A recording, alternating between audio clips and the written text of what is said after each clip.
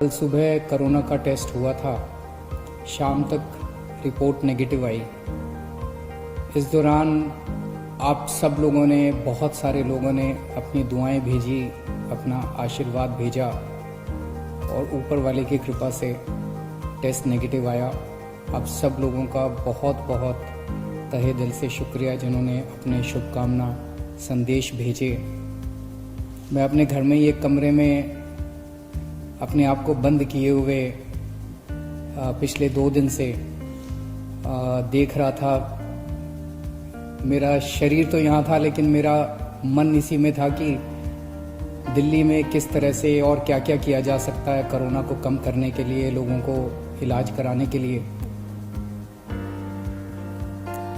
आज दिल्ली की जो पोजीशन है, दिल्ली में 31,000 टोटल केस हो चुके हैं। इसमें से लगभग 12,000 लोग ठीक होकर घर जा चुके हैं। 18,000 लोग अभी एक्टिव केस हैं जिनको अभी भी बीमारी है। 900 के करीब लोगों की डेथ हो चुकी है। जो 18,000 लोग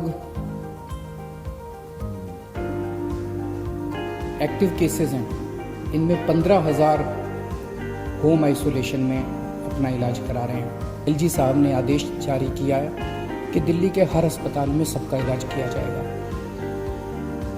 मैं देख रहा था टीवी पे कुछ लोग कह रहे थे कि केंद्र सरकार दिल्ली की कैबिनेट के फैसले को पलट नहीं सकती। एलजी साहब के पास दिल्ली के फैसले को, दिल्ली में चुनी हुई सरकार है। अभी कुछ महीने पहले चुनाव हुए थे जिसमें 62 सीट आई थी। दिल्ली की चुनी हुई सरकार के कैबिनेट के निर्णय को एलजी साहब या केंद्र सरकार पलट नहीं सकते। कुछ लोग ऐसा कह रहे थे। कुछ लोग कह रहे थे कि दिल्ली में खुद इतने सारे केस हो रहे हैं, दिल्ली के लोगों को खुद इतने बेड्स की जरूरत पड़ेगी। मेरा अब ये कहना है, केंद्र सरकार ने निर्णय ले लिया, एलजी साहब ने आदेश पारित कर दिया। ये समय असहमतियों का समय नहीं है। ये समय एक दूसरे से डिफर करने का समय नहीं है। अब जो निर्णय हो गया केंद्र सरकार का, एलजी साहब ने जो आदेश दे दिया, उसको लागू किया जाएगा। एलजी साहब के आदेश को अक्षरशः लागू किया जाएगा। केंद्र सरकार के निर्णय को लागू किया जाएगा। अब इस पे कोई असहमति नहीं करनी। इस दौरान मैं देख रहा था कि मीडिया वाले बहुत अच्छा काम कर रहे हैं। मैं मीडिया को सैल्यूट करना चाहता हूं। मैं मीडिया को साधुवाद, धन्यवाद देना चाहता हूं। आपने हमारी जो जो कमियां रह जाती हैं, आप रोज हमारी कमियां बताते हैं और वो कमियां हमें सीखने का एक मौका देती हैं। आपने हमारे ऐप में इतनी सारी कमियां बताई। उन कमियों को पिछले 1 हफ्ते के अंदर हमने काफी दूर किया है। अभी भी कुछ कमियां हो सकती हैं, आप प्लीज हमें जरूर बताइएगा। काफी कमियों को ऐप में दूर किया, लेकिन अभी भी जो कमियां हो हमें जरूर बताइएगा। मैं देखता हूं कि लगभग हर चैनल पे कुछ पेशेंट्स को या पेशेंट्स के रिश्तेदारों को, दोस्तों को, वो किस तरह से बताते हैं कि कई अस्पतालों में गए, मैं पहले इस अस्पताल में गया, मैं इस अस्पताल में गया, मैं इस अस्पताल में गया, मुझे इलाज नहीं मिला, मुझे बेड नहीं मिला। मैं सोच रहा था कि टोटल कितने 10, 12, 15 चैनल होंगे।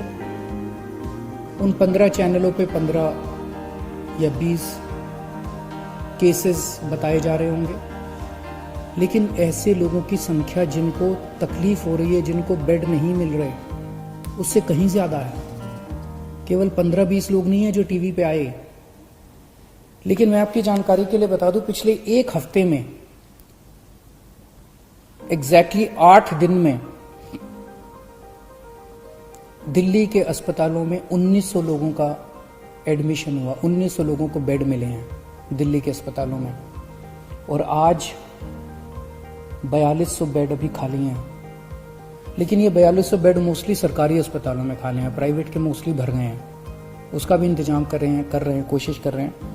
वहीं कम से कम 150-200 लोगों को बेड के लिए धक्के भी खाने पड़े। तो जब टीवी चैनलों के ऊपर एक एक केस बताया जाता है, मेरी टीम एक एक केस पे गौर करती है और हम उससे सीखने की कोशिश करते हैं। एक तरफ हम कोशिश करते हैं कि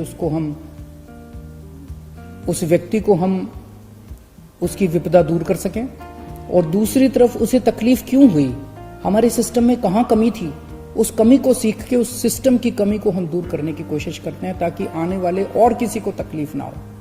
लेकिन फिर भी हम परफेक्ट नहीं हैं, सब कुछ ठीक नहीं है, अभी बहुत सारी कमियां हैं हमारे सिस्टम में, और सब कुछ लेकिन खराब भी नहीं है। काफी कुछ काम हुआ भी है, हमारे डॉक्टर्स लगे हुए हैं, हमारे नर्सेस लगे हुए हैं, सरकारी ऑफिसर्स लगे हुए हैं, पुलिस वाले लगे हुए हैं, सब लोग बहुत काम कर रहे हैं।